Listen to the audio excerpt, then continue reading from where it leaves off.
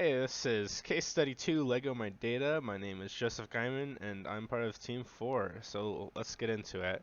So the first slide, we're looking at the different, you know, variables that we decided to describe our Lego bricks as, and we thought category would be a pretty good main one, and then second most useful we thought was color, then dimension, then thickness. Then obviously we gave each different observation and different ID. We chose to resort to these variables as we thought it was the most useful to the customer.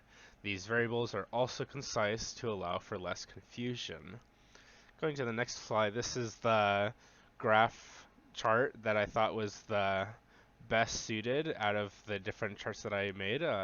I think this chart conveys all the most important information for LEGO customers without overcrowding. This graph helps builders quickly understand the variety of colors as well as the sizes of each category.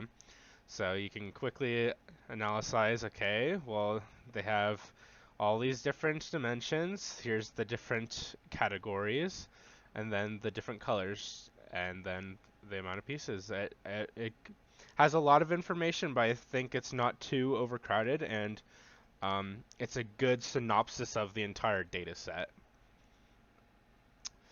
Here's my next graph, which I thought was a pretty useful one.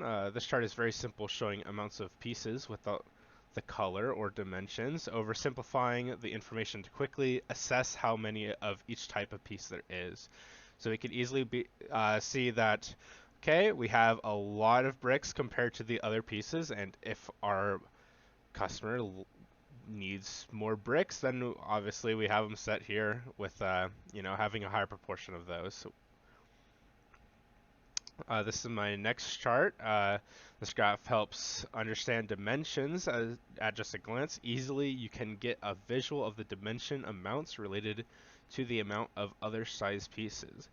So if you're looking for, different dimensions, you can see that, the less commonly used ones like 1 by 8 or 1 by 7, there's not very many of, but, more commonly used pieces like 1 by 2, 1 by 1, you can see that there is a good proportion of those in comparison to a, a complete group of Lego pieces.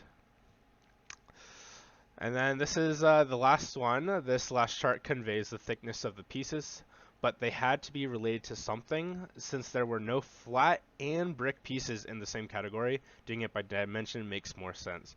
So I originally made this graph doing it by category, the thickness, but it turns out that every single brick that we had the base thickness, and then every single stud we had a flat thickness. So I decided that categorizing it by dimension would make a lot more sense here. And thanks for watching this presentation.